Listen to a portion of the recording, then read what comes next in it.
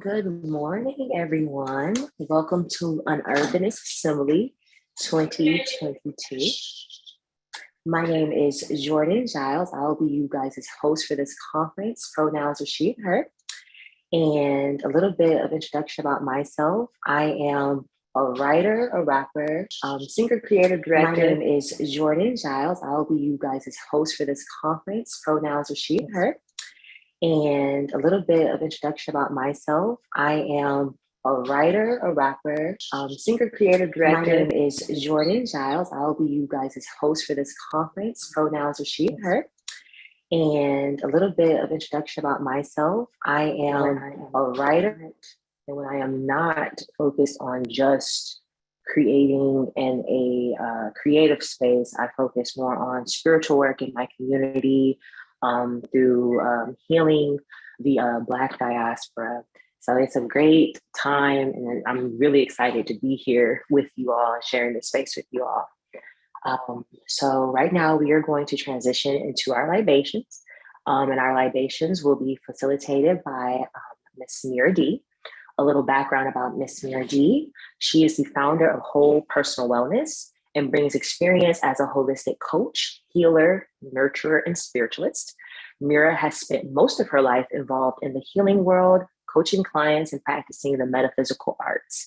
Her skills include 21 years of professional tarot reading and teaching, dream interpretation, herbalism, personal and spiritual coaching, breathing techniques, meditation teaching, intuitive artistry, Reiki, professional sound healing, astrology, as a path to self-understanding as well too. Mira is committed to making the world a better place through healing herself and bringing what she learns to those who seek to heal themselves too.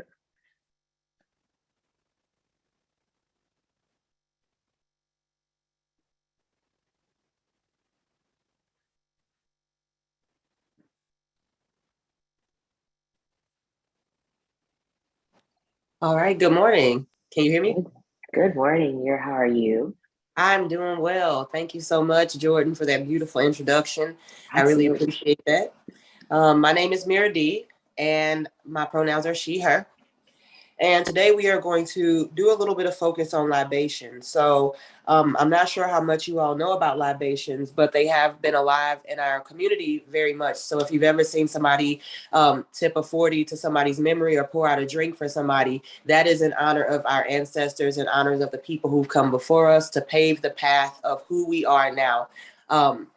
As we know, our path with our ancestors, whether that be the positive or the negative, the complete or the incomplete, started with those people before us, and the torch has been passed on to us. Oh, there we are. says the video is disabled. So, oh, it says the host has to enable my video. Sorry. 1 second, we're working on that now. Alrighty, thank you.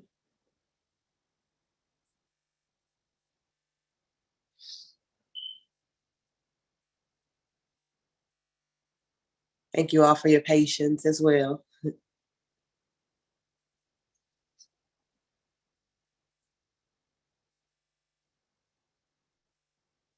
Oh, good morning.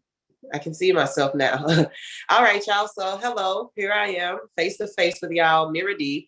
And as I was saying before, we are familiar with libations in our community. When we pour out a drink, it is in honor of our ancestors, in honor of the people who have come before us to pave the path of what we're the missions that we're completing here in life. When I do libations, you can take any drink today, staying hydrated. It's hot out here. But you can use any drink. You can have tea. You can have a type of alcohol. Ancestors do like alcohol.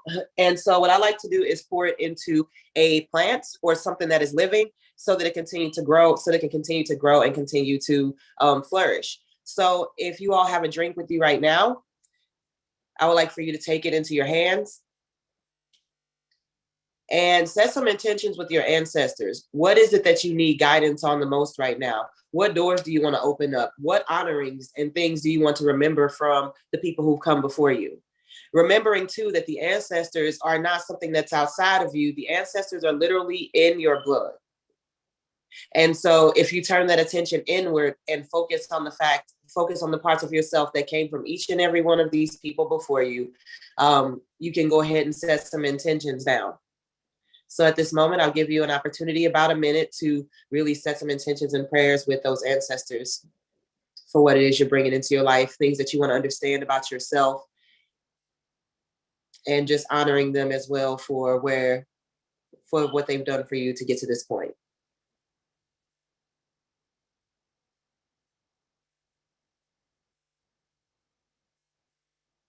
And even if you don't have specifics, because there are so many of them that you may not have a specific person that you want to reach out to, you can do a group thing, or you can tap into a particular, energy or trait about yourself as well. So.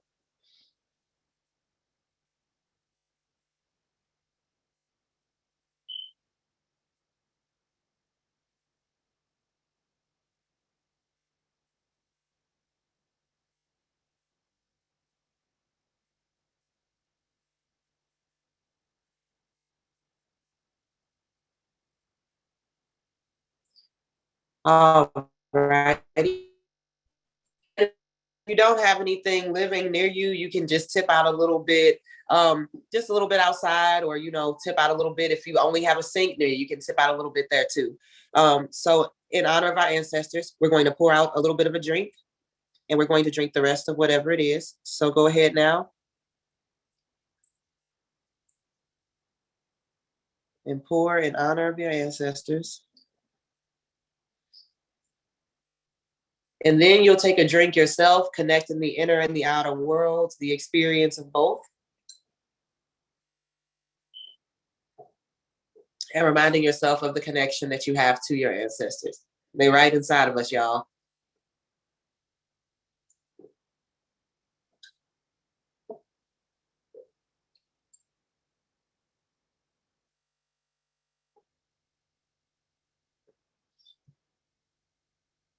All right, just take a moment and take a deep breath.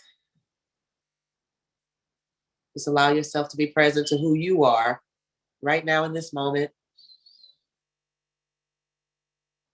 Giving gratitude for the strength that it took for you to be this person, knowing that your ancestors are extremely proud of you for how far you've come, for the torches that you carry on, for the missions that you continue to complete in this life.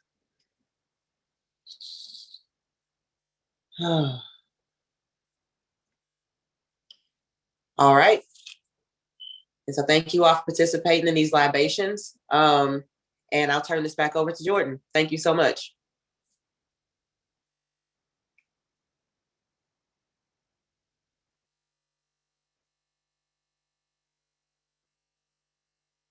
Thank you so much, Mira, for that lovely introduction into our conference with libations. I really appreciate it. We love that. We do that here. So thank you for that. You are so welcome. Thank you, Jordan.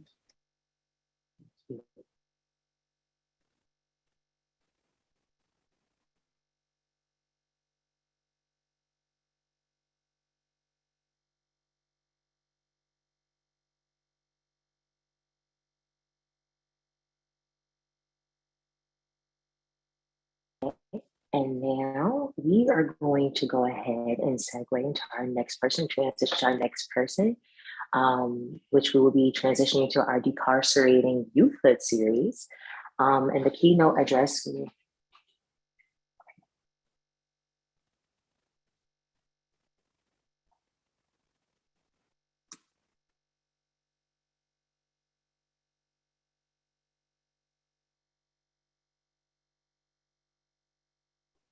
Actually, got ahead of myself. We are going to go ahead and transition into speaking with none other than Dr. Thomas. She'll go ahead and give us an overview of the thing we're doing today. Thank you, Jordan, and thank you for being with us and blessing us with your presence and hosting us today. This is the third annual Unurbanist Assembly, which means two things. One, it means that I myself have been liberated from a work environment that wasn't ideal for the outcomes that we want to see for racialized people in terms of urban planning. But it also unfortunately means that we've been in this virtual space for over 2 years, navigating a pandemic, navigating a lot of economic downturn, navigating heartbreak, navigating various ways of feminism and womanism, and navigating what we hear people referring to as racial awakening. And so, our vision at Thrivance Group for everyone joining us, both here on Zoom or watching us on YouTube today, is that you partake fully and be present in whatever sessions you have an opportunity to join. I encourage you to do a lot of reflecting, but I also encourage you to let your hair down, celebrate the fact that you've made it through what has been a pretty tumultuous last couple of years. So I'm going to share a little bit about the theme for today's Unurbanist Assembly. And just as a reminder, we are here for 23 hours straight. You got to be there to experience it. And we do this as an act of protest. And I'm really blessed to have coworkers with me this year that understand the importance of um, making these kinds of statements and politicizing the work that we're doing, uh, even when it is untimely or inconvenient for others in our sector. So, decarceration as spatial reparations is our theme this year, and we're not playing about that. Every year, our theme gets more narrow, more focused, more intentional. In the past, we've done healing and atonement. We also did public health. But this year, we wanted to name a solution in our theme. So we are tackling a number of topics where we are really grappling with a reimagining of urban planning or even a dismantling of it, particularly with the focus on repairing harm that's been done over decades, many years in this country and internationally, and also doing the work of rebuilding or starting anew on our own terms. We have so many sessions that I'm excited about. A couple of the sessions that I'm looking forward to include Whose Parks, which really talks about the experiences that young people and their families have when local municipal agencies take on these safe routes programs. Who are we erasing in that work? We are saying that a route is safe. What other considerations have we forgotten about? So that's a very special session, and all of the Schedules for the sessions can be found at unurbanist.com. I'm looking forward to Women Unplanning the Carceral System. I'm looking forward to our movie screening. We've got a bunch of amazing sessions coming. So do yourself a favor, practice self-care, stretch your legs, prop your legs up, get you some water, but please also stay engaged. Use your chat feature, use your Q&A feature. If at any point you pop into the Unurbanist Assembly and find that a room is full, please look for it on the YouTube stream. And if at any point you want to reach out to other folks in the room, you're welcome to do that via chat here in Zoom or on YouTube. And of course, always look for us on Twitter, our first home. And our hashtags today will be hashtag UA22. Which stands for Unurbanist 2022. And the other hashtag will be hashtag Unurbanist. So thank you again for joining us. And we are actually going to transition to our opening performance now.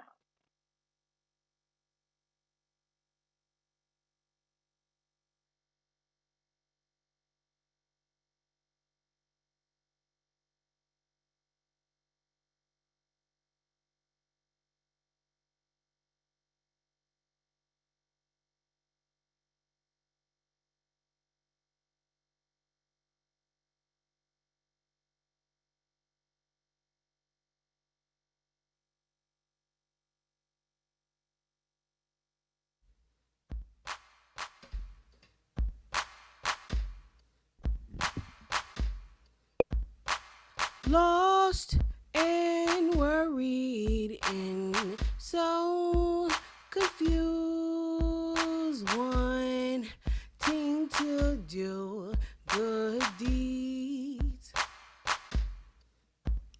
Just remember who you are, and you will be pleased.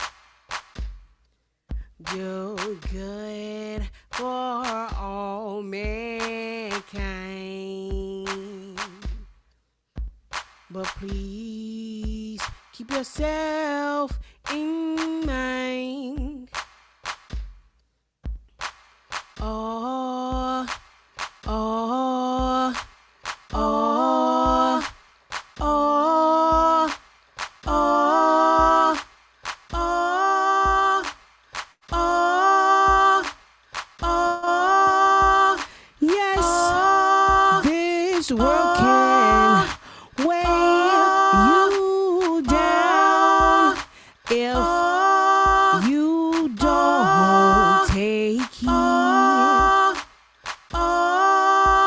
Just remember who you are.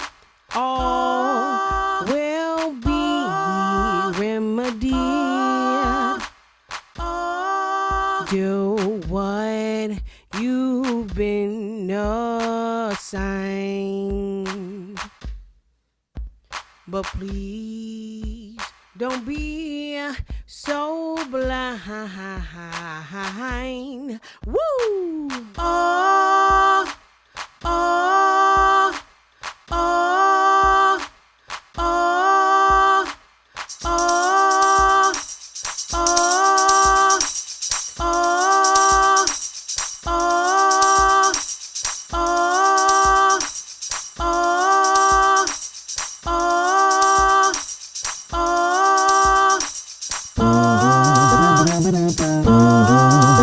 oh, oh.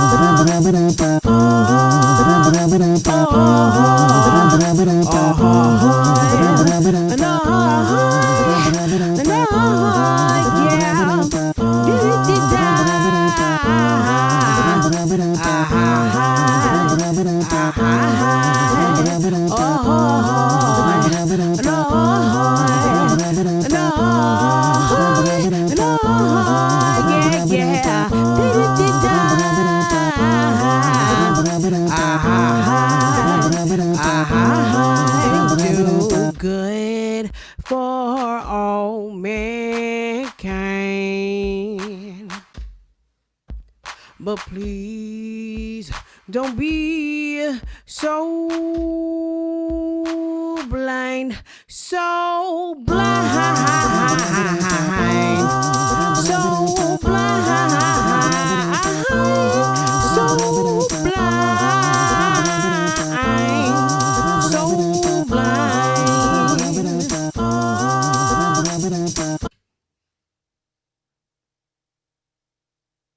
This next one's called My Universe. Boom,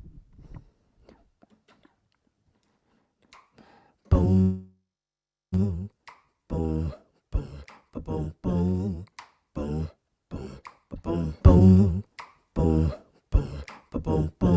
boom, boom, boom,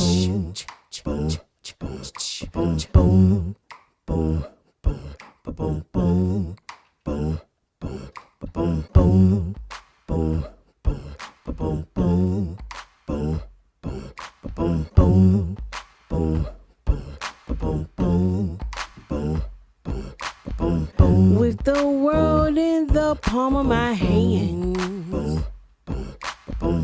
Why do I feel so alone? Feels like there is two parallel planes. Either way, I'm still unknown. Yeah. Maybe I should do a little exploring. Go out for a little stride. Maybe I should just hop in my car and go for a ride.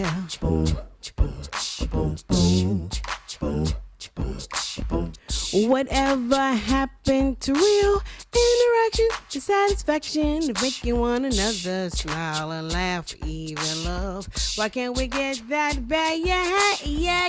Oh, oh, oh, oh, oh, oh, oh, oh, da da da da da da da. Be my part in a concrete jungle. Talk me through a lonely night. Let me rest my head upon your shoulder, if it's alright.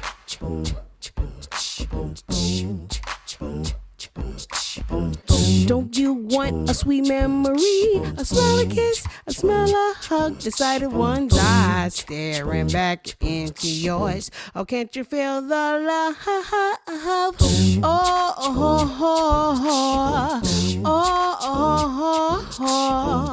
oh, oh, oh, da da da da da da da da.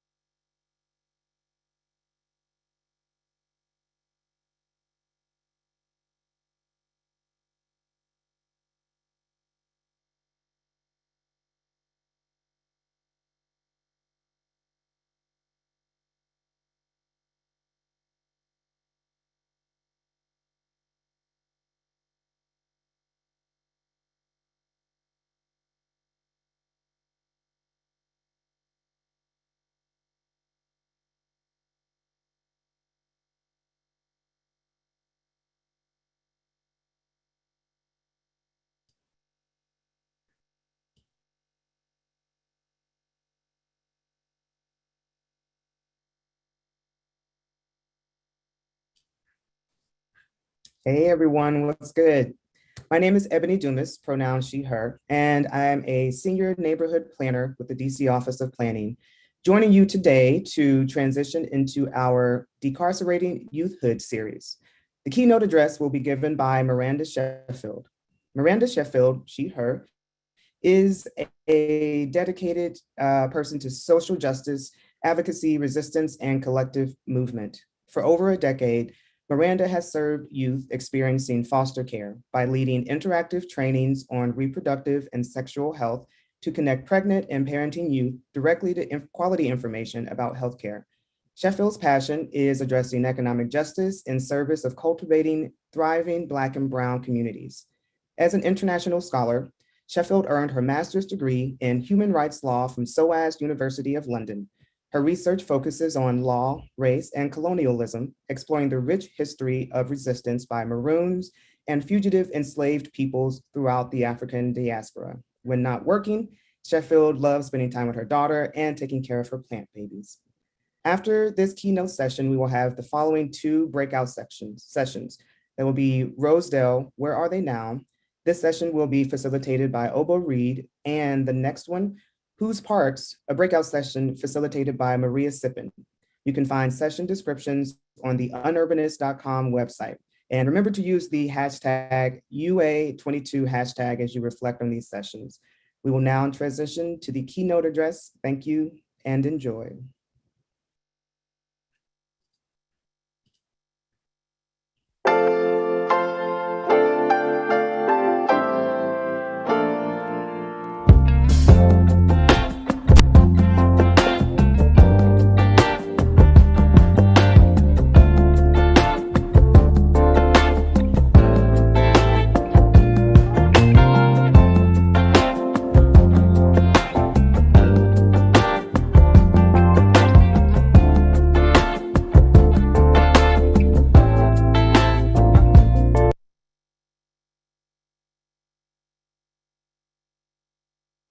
Some days, San Francisco becomes an asphalt desert. Corporations like vultures feed off exploitation. Broken glass from shattered integrity sinks into the crevices of the sidewalks like bones swallowed by sandstorms. This concrete consumes more than just debris. Displacement lowers homeless bodies into the belly of San Francisco. Struggle and depression breeding everywhere you look. Cigarette smoke clouding brown and black kids' futures into a grayscale. Their lungs decaying into a darker value than their skin tone. They misplace their youth in San Francisco's fog. Through the thick layer of CO2, you see hatred bloom through flowering fists. Fights between kids who grew up around mean mugs and frowning faces. Two young boys, arms propelled by an airy word. Raindrops of sweat and spit pitter-patter on the street surface like a violent storm. This is war at stalemate. Bullets colliding, tanks exploding. Two soldiers shell-shocked and elbows locked in position to clash like samurai cross Bushido blades. But rather than for honor, they fight for the glory of having strong will and stronger shots with power-packed punches launching until one falls. What I'm trying to say is these streets turn people against their people. Turn brown boys to brown men prematurely. Got people of color losing their lives before they even have one. Sometimes I gotta cover my little sister's eyes or close my own. My body, a shield protecting her from the corruption of our city and the bullets they send our way. Our city that values money over the people living within it. City where we all starve from different forms of hunger. The toxicity of the air a seasoning to the full course meal of existence. Difficult to exist when gentrification rids our streets of their color, like a pressure washer whitening the walls that keep us distant. Our dream deferred becoming a dream deterred. The modern Victorian houses. Sitting on steep hills that hide winding streets. Once bustling with people of color. Now flooded with pain and poverty. You see, San Francisco is the tourist attraction that everyone comes to see, but never truly see. Behind the beauty, you see the brown people that originated here, that built this city, broken and damaged. The Bay bears a billion bodies underneath highways and skyscrapers. Cable cars halfway to the stars cause us to forget the people on the ground. We leave our hearts in San Francisco because they tear down our homes and break our families apart. I mean, that much pain is bound to cause cardiac arrest, right? Home of the rock called Alcatraz. surrounded by shark-infested waters, but the sharks ain't the only thing bloodthirsty in this city. San Francisco's jaws and endless teeth leave us bleeding unconscious. Apocalypse masked behind refinement and redevelopment of both buildings and people. The concrete jungle we call a city, with trees of exhaust fume foliage, cold days and colder nights. Emptiness consumes what should be a clear blue sky, like emptiness devours the soul of all hope and faith and excretes isolation and hate festering in the pits of citizens' stomachs. This city turns people to waste and homes to white wastelands. The best and worst place to live. Kids jumping in front of BART and Caltrain. Cruel reminder you can't hear suffering over the sound of construction. Brown and black bodies keep this landmass afloat, so I try to find time to thank this land and those that carry it, knowing one day that'll be me too.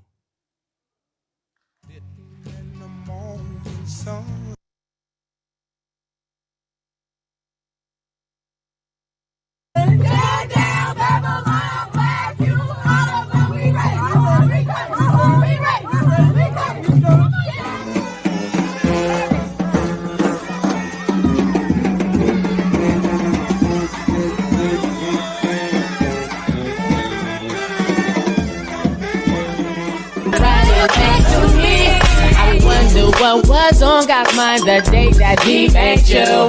I know he wrote a new commandment after he was through, but every time I see you, I find something new.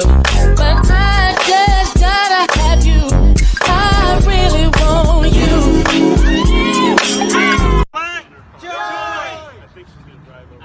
Yeah. Okay, we're gonna start off the day with a big smile. Are you ready? Ready? All right. Big smile. There it is. Smile. All that positive energy going up in your face. All that positive energy. It's never been more apparent to me how important it is to do self-love than it is now. We do morning mantra and self-care because your mantra becomes your truth, and your truth becomes law about you. The more we encourage ourselves and our youth, the less they are swayed by the world. A while ago, I asked Raya when he was 2. I said, "Who are you?" He said, "I don't know." And I said, "You have to know who you are, because if you don't know who you are, they'll tell you who you are, and you'll believe them." In the comments section,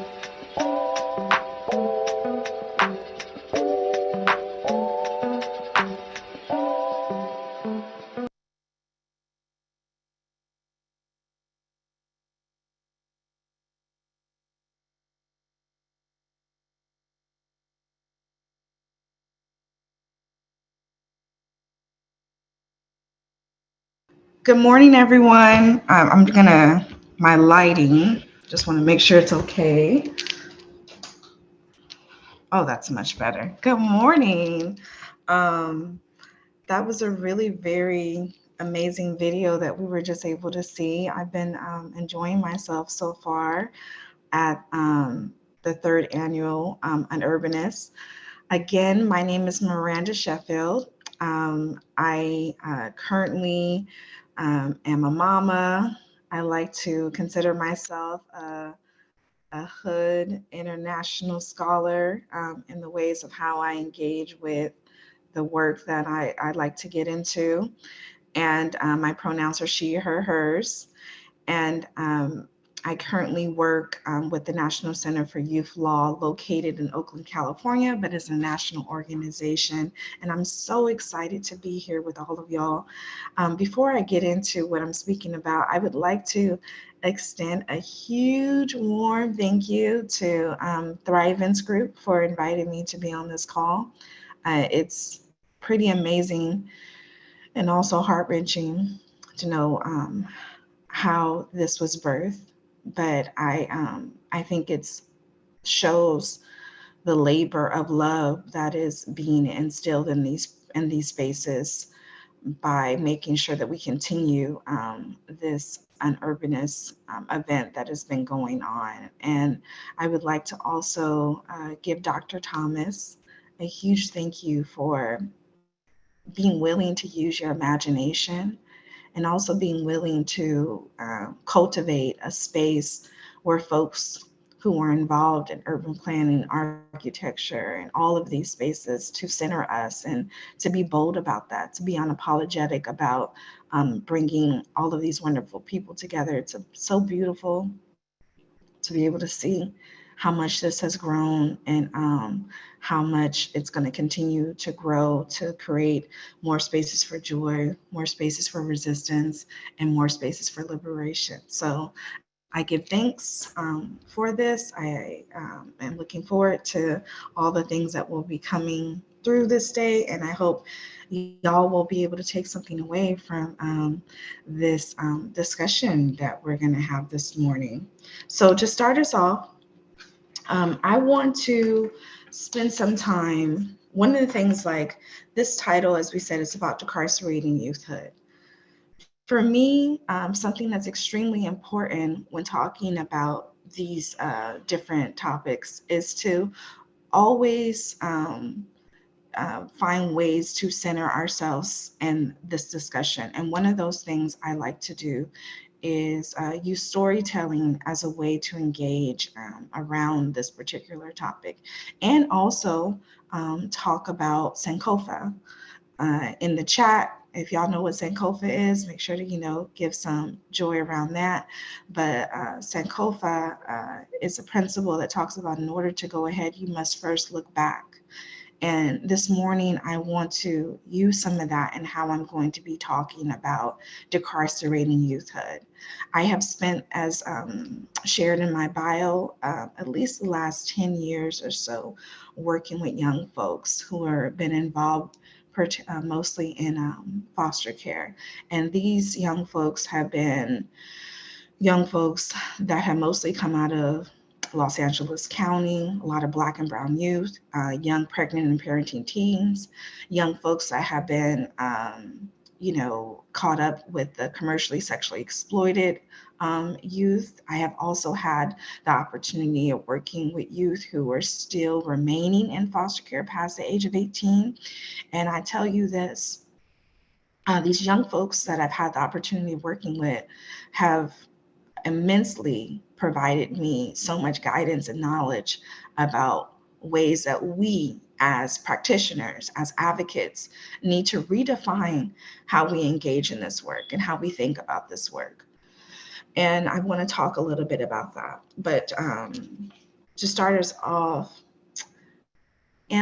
this past month, I had the opportunity to go visit the Whitney Plantation.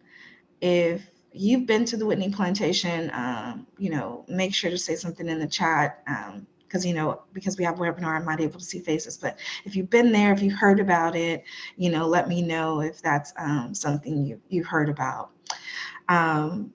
We are currently in a space right now where we're trying to really figure out, what it is. Thank you, Nat, for sharing that.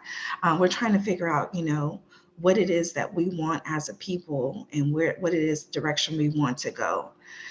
And recently, when I went to the Whitney Plantation, I was kind of hesitant about the thing because, sometimes, depending on who's telling the story, it always ends up being a situation where you're not sure how that story is going to be captured. And so when I went to go visit the Whitney Plantation, I was actually, thankfully, it's definitely a sad overall historical and very intense situation to go through. I definitely think you should emotionally prepare yourself if you have not been to it. And I also recommend that you do check it out.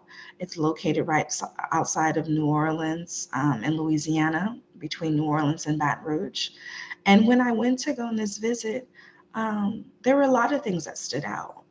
One of the things that really stood out to me is that while the tour was taking place, they kept mentioning how the enslaved folks built this plantation.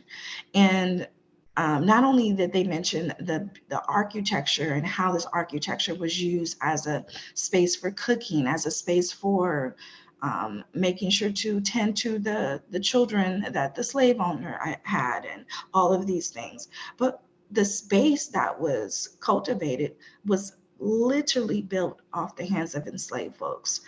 And I sat with that. I sat with how you can still see these structures, they're still in place.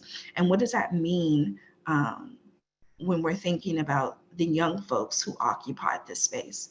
And so, to move us through this conversation today, what I would like to do is use some of the things that were gathered from this Whitney Plantation tour, and then also use some of the things that we're seeing right now with the young folks and with Black Lives Matter, as a way for us to engage when we talk about decarcerating youthhood and how we understand those dynamics at play and what that looks like.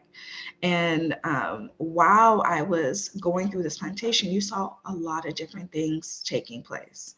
And one of the things that you saw during this presentation, not presentation, tour, was there was a lot of, like, in my bio, a lot of my work, I focus on Maroons. So I like that they gave attention to the rebellion aspect that took place on this particular plantation and within the proximity where the plantation is located. Also, they mentioned during this tour, how there were so many acts of resistance, and how there were so many folks who were going about the way of making sure to burn down. So I always want to make sure that we lift that up. And I think the plantation did a good job. But the thing that I really, really want to put some time into and to talk about that really speaks to this topic, decarcerating youthhood, is that they had a particular portion of this tour that mentioned the Field of Angels. And those of you who mentioned in the chat that you've been there, in the Field of Angels, it's a spot that's dedicated strictly to the children that came through. And it's also dedicated to the 2,200 lives that were lost during the St. John Parish fire that took place. And they also have on these slabs names of young folks whose enslaved narratives. Yes, Salim, I'm glad yeah, they had names of these young folks who were also recorded during the WPA, collecting narratives of folks that had been also sharing their story and stuff like that. And so the thing that I feel is important, we have to, if we're going to really talk about decarcerating youthhood, we have to connect this to our ancestors and to those who were, who were unfortunately without consent, having to be forced labor and on the plantation. But one of the things that spoke to me is that when you're walking around, there's a visual of names of all these children, right? And I know that when we think about the space of a plantation, there's so much that I think sometimes, who gets centered and whose voices get centered. How do we deconstruct the plantation as a space that was also a space of forced labor, also a space of exploitation, a space of our bodies being commodified, a space that was used to, show prestige and all of those things.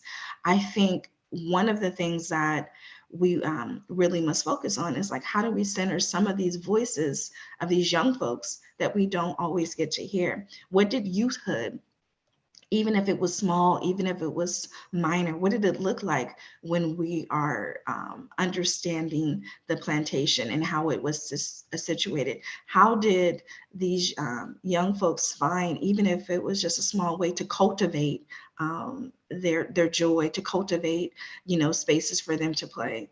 And on one of the slabs, I want to share a quote.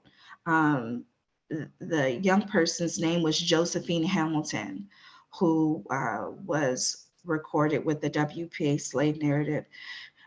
Josephine shared, "We played hiding behind the trees, a heap, and played in the moonlight. We played tag, we picked up scarlet barks, chestnuts, and walnuts." Now let's think about that for a moment, right? And how we talk through the plantation. Like, you have this young person, right? And how Josephine, I really admire how even in, and it's not to romanticize any of this, but even in a place as horrific and tumultuous as the plantation, you had young folks somehow managing to center their joy, managing ways to use a space that was built for exploitation to find joy. And I think that's important when we're talking about decarcerating youthhood, and that even in spaces that were built, which we can still find today with these youth detention centers, in spaces that were built off the backs of our labor, we can still find a young person like a Josephine Hamilton talking about how, while she was in this horrific space, was talking about how they played in the moonlight, y'all, and what does that mean for us as people? I want to center Black folks, what does that mean for Black folks who are trying to cultivate spaces of joy, but also trying to find ways of resistance? I think it was something really important to talk through, which is, young folks, and us being vessels of imagination, us being vessels of being able to use spaces that were not particularly meant to be places of joy, but being able to, transform those places, even if it's a small amount of time, to, as Josephine said, to play in the moonlight. And I think it's an interesting dynamic taking place when you think about all of the purposes that were supposed to be used for the plantation, and how the architect and the imagination of that space was a space that was meant to only be a space to extract and to commodify, Black bodies and Black folks. You had some young folks, as young as 8, who were already having to use their labor in ways that they did not want to or did not feel necessary, right?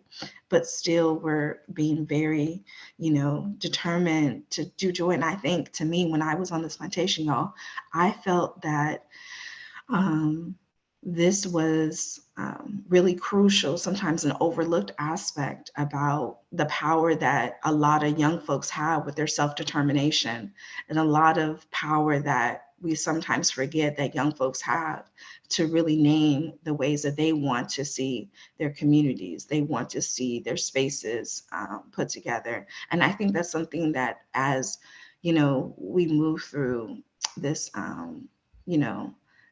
just I want to say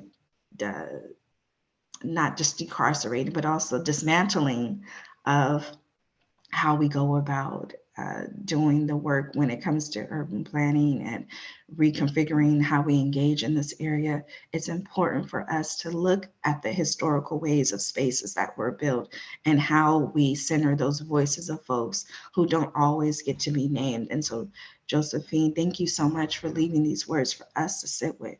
And then I also want to lift up, there was another young person by the name of William Grant, who talked about how I learned to play the fiddle after the fiddler on the place. I love to play my fiddle. And like, when I walked and I just, sat with, moving through this space on this plantation, these acres, and how, uh, maybe the day after something horrific had happened, where a loved one had been separated from a mother and the children and their father, and families were being separated.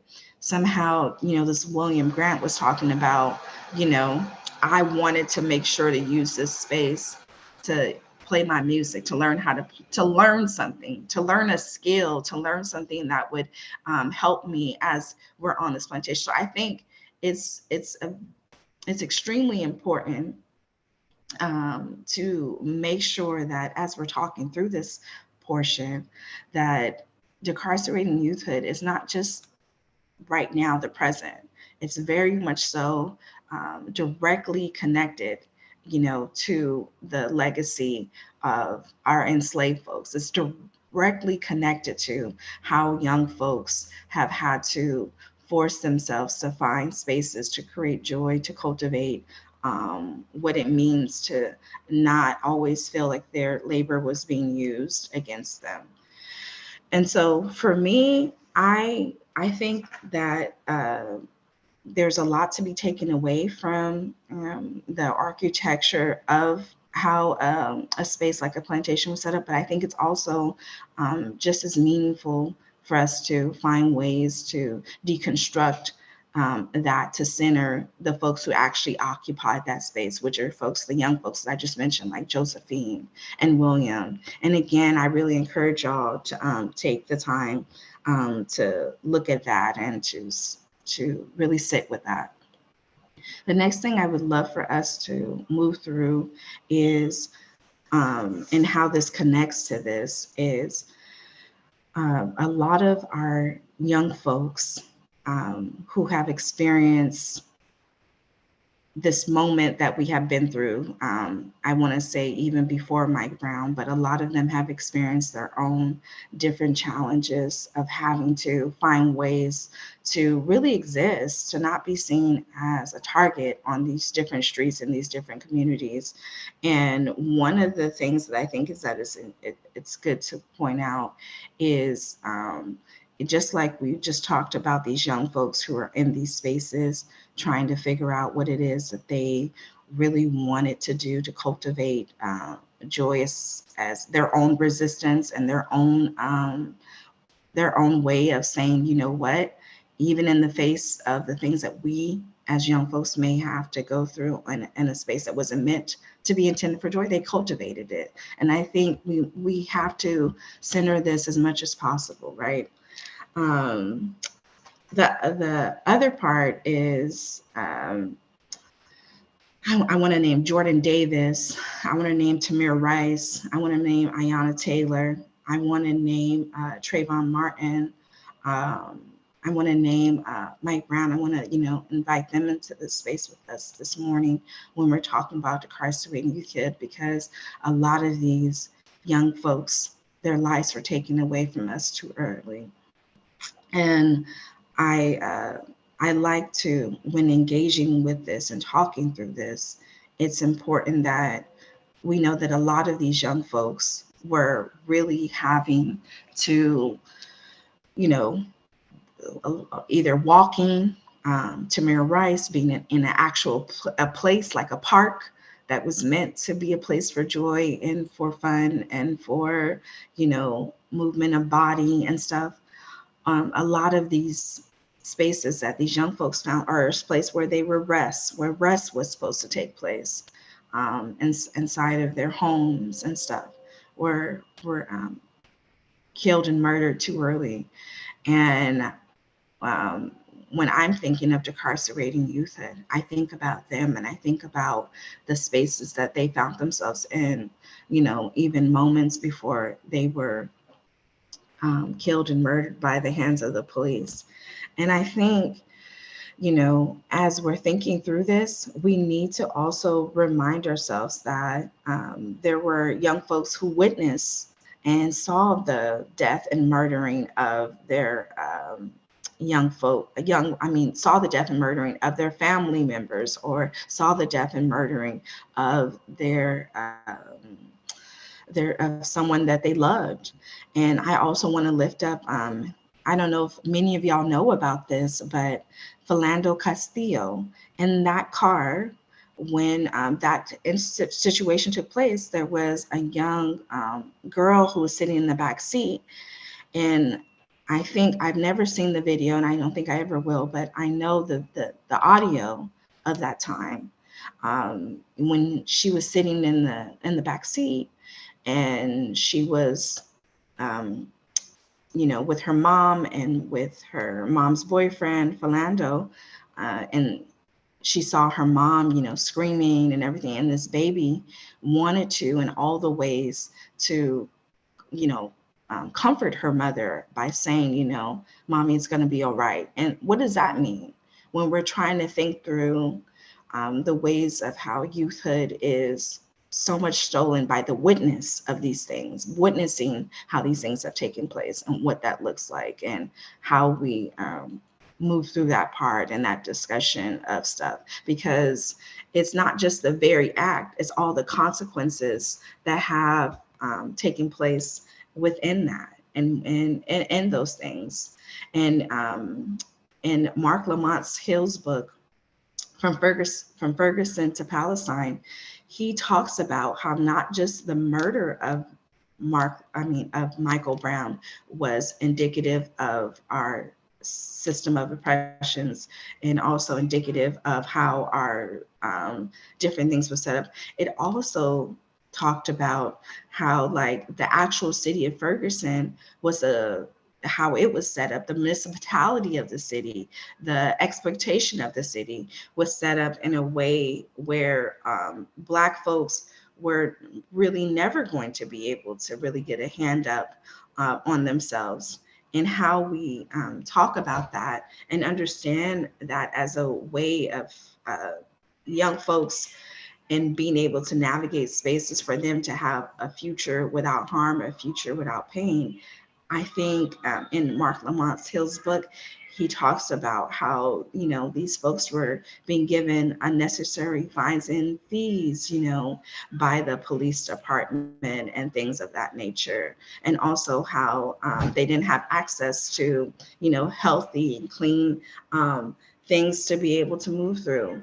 So even before we get to the conversation about just young folks as themselves, we have to look at these systemic structures that are really in place to not only just cause harm, but are working in ways to limit families, limit growth, and limit opportunities. I always find it important that it's not just about focusing on just the individual, but focusing on the systems that are impacting those young folks. And one of the things I really want to challenge folks to think through as we're moving through this day and we're moving through this particular discussion is there are young folks right now that need y'all to continue to use your creative imagination and to use your radical imagination to think of spaces in our communities that will give us an opportunity to grow and to think of ways where young folks can thrive. And with the conversation that we've had so far in this moment, is that these things are not just happening there. It's a legacy of harm that we have moved through. It's a legacy of exploitation. But there's also within that legacy very key moments for us to look at where so many young Black folks were taking the time to cultivate joy, to cultivate spaces for play. And when I'm thinking about decarcerating youthhood, closing youth detention centers, being able to move us in a space where we're not just wanting to have young folks be bare minimum, but really see them thriving, is really centering their voices and the things that we do, and centering how they move through the work that they do. And I want to just offer something, as I'm closing this, is that young folks have the answers, and young folks, will always be able to give us so much more than we imagine when we take the time to center their voices and to center who they are, in this work and things like that. And you know, I like I said before, when I started this off, like, the young people that I worked with, even the ones that, you look at them and you find like they're you find, just what it is that they've been through and the challenges that they move through. I have found that it's important for us to do things that give young folks self-determination. And some of the things I find, some of the youth that I feel that are really taking this to the next level here in Los Angeles, we have the Los Angeles Youth Rising, where they have done an amazing job of really calling out the Los Angeles Unified School District, to get rid of SROs, to reimagine budgets.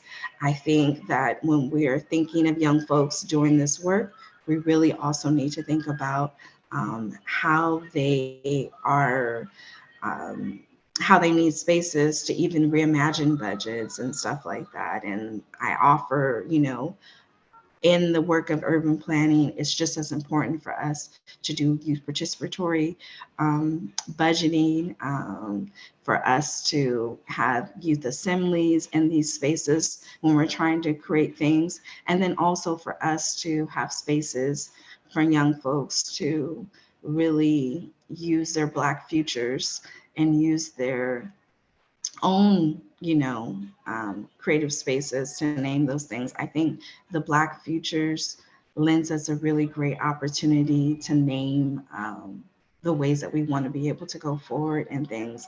And I hope that today, this morning, that y'all like really have, the courage and the ability to see that we're not, I know there's so much that has taken place in these last couple of weeks, and I know that we're trying to really name those things, right? The Uvalde, the Buffalo, we have Juneteenth coming up, but I think it's important on today, this next 22, 23 hours that are set aside for us to really, think through, like, for the next 10, the next 20 years, what are spaces that are going to be made that, one, lift up a Josephine playing under the moonlight, one, a William learning how to play a fiddle, on a plantation, and then, um,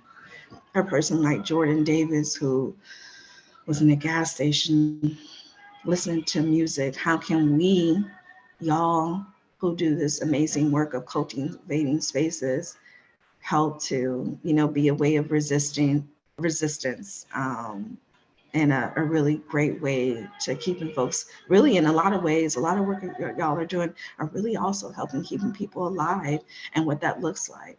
So I thank you. I appreciate y'all.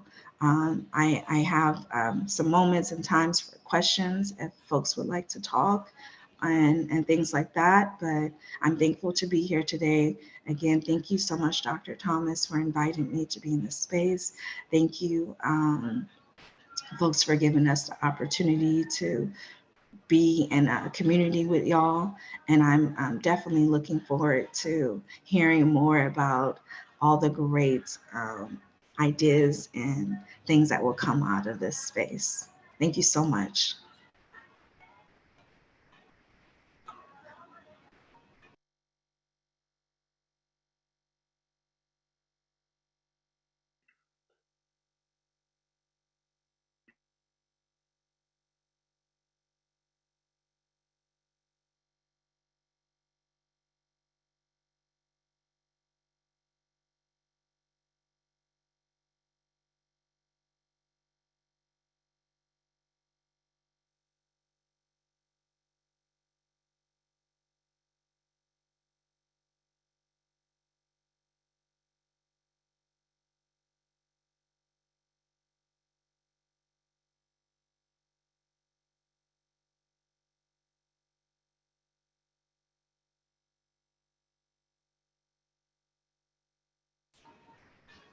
If anyone has any questions for Miranda, they can leave them in the chat. Thank you.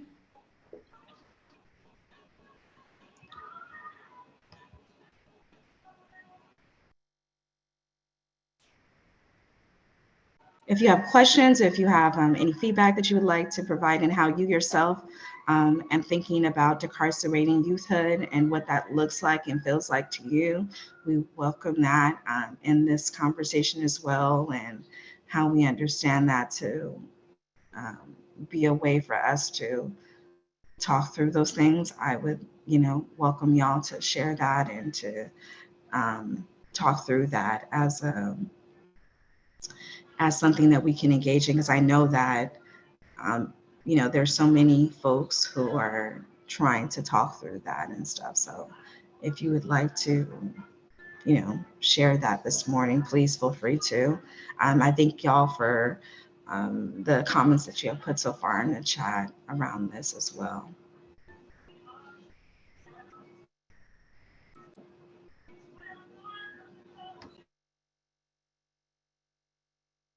Thank you, Miranda. Thank you so much for your remarks today. Everyone, we're just going to transition into our breakout sessions right now. For the YouTube stream, we will be featuring the Who's Parks on the live stream. Thank you, Miranda. And if you would like to see the Rosedale Where Are They Now breakout session, go to unurbanist.com and click the session where it says Enter the Room. And that's how you get to Rosedale. For this session, we'll be streaming Who's Parks. Thank you.